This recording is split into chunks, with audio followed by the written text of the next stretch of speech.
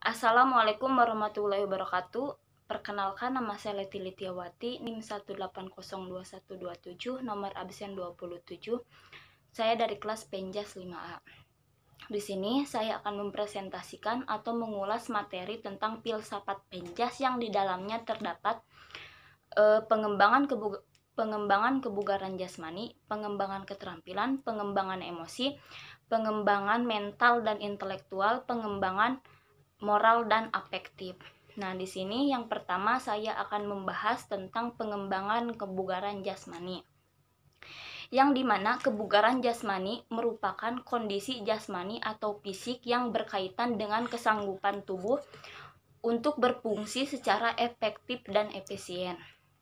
Nah, di sini juga tujuan pengembangan kebugaran jasmani untuk meningkatkan kondisi tubuh agar terhindar dari penyakit dan juga bisa menjaga kesehatan dan juga melatih keterampilan gerak melalui olahraga.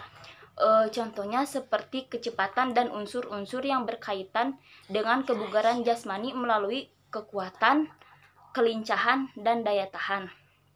Nah, di sini pengertian dari kekuatan merupakan unsur yang sangat penting dalam aktivitas olahraga karena kekuatan adalah daya penggerak dan pencegah cedera. Kekuatan juga memainkan peranan penting dan komponen-komponen kemampuan fisik.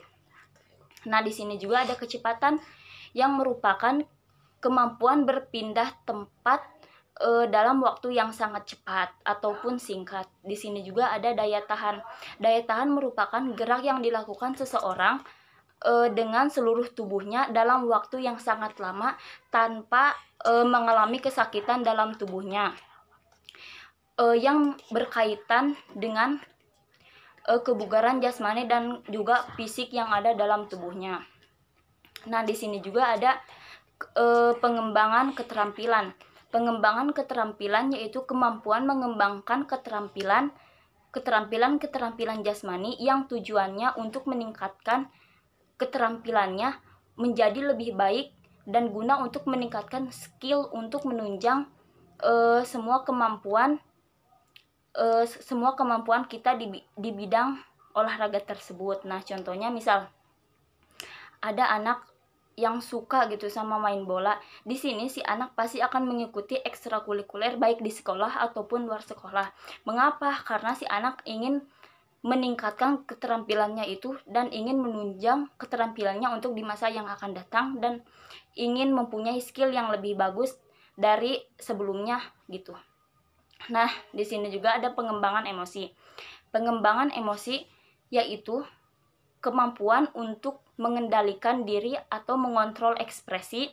Nah, pastilah di sini pengembangan emosi selalu dialami oleh setiap individu ataupun anak.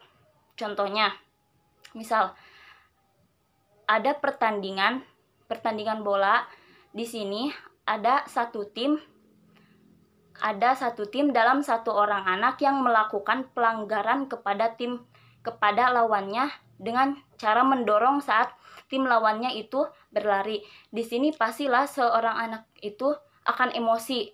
Di sini juga pasti si anak melakukan amarah ataupun kata-kata yang kasar kepada tim lawannya. Di sini kita sebagai calon pendidik harus bisa mengontrol emosi si anak. Di sini kita sebagai guru atau coach itu harus bisa menenangkan hati si anak agar bisa meredam emosinya tersebut.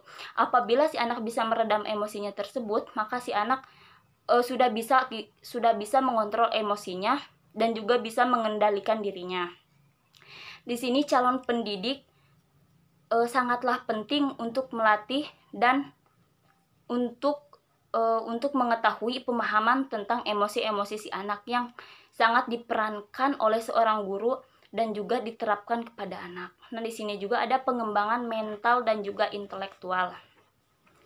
Pengembangan intelektual adalah proses psikologis yang di dalamnya terdapat pengetahuan serta mental berpikir, menimbang, mengamati, mensintesis, mengevaluasi, dan juga memecahkan masalah melalui interaksi. Misal, apabila ada intelijensi masalah yang lebih tinggi dan si anak bisa memecahkan masalah tersebut, maka si anak maka si anak dikatakan sangatlah pintar. Nah, apabila ada intelijensi yang lebih rendah dan si anak hanya bisa memecahkan masalah tersebut dengan seadanya, maka si anak akan dikatakan intelijensinya itu sangat rendah atau hanya di atas rata-rata. Di sini juga intelektual merupakan suatu hal yang dimiliki oleh masing-masing individu untuk mengembangkan dan mempertahankan hidupnya serta untuk menghambakan dirinya kepada Sang Pencipta. Di sini juga perkembangan mental dan intelektual bisa disebut dengan pengembangan kognitif, yang merupakan kemampuan untuk memperoleh berbagai informasi, berpikir abstrak, menalar, dan bertindak secara efisien dan relatif. Di sini semua anak pastilah mempunyai aspek-aspek kognitif, contohnya seperti aspek kognitif, afektif, dan juga psikomotor. Nah, di sini juga yang terakhir ada pengembangan moral dan afektif.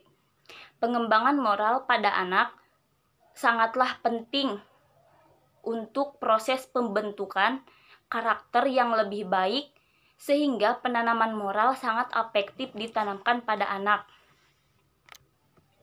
Nah, penanaman moral pada anak bisa diajarkan pada mereka melalui kebiasaan sehari-harinya ataupun kehidupan, sehingga tanaman moral bisa berkaitan sampai dewasa atau di masa yang akan datang.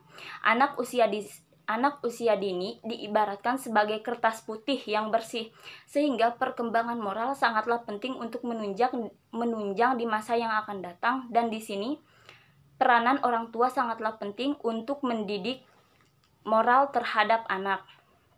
Nah, di sini apabila ada seorang anak yang mempunyai moralnya dikatakan tidak bagus atau tidak baik, mungkin itu didikan dari orang tuanya yang kurang. Nah, apabila ada seorang anak yang misal dikatakan moralnya lebih baik, itu pasti peranan orang tua di situ sangatlah berpengaruh kepada si anaknya.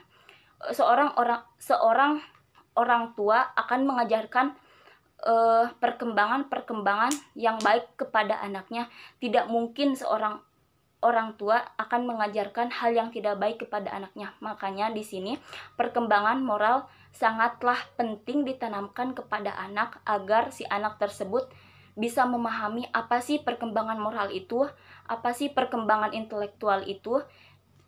Di sini juga si anak akan diajarkan mengapa si anak harus memahami tentang perkembangan tersebut. Nah, di sini juga ada perkembangan afektif. Afektif adalah proses perkembangan individu dan perubahan-perubahan internal atau di dalam untuk menjadi individu yang lebih baik dan juga mengerti masyarakat dengan sosial yang baik.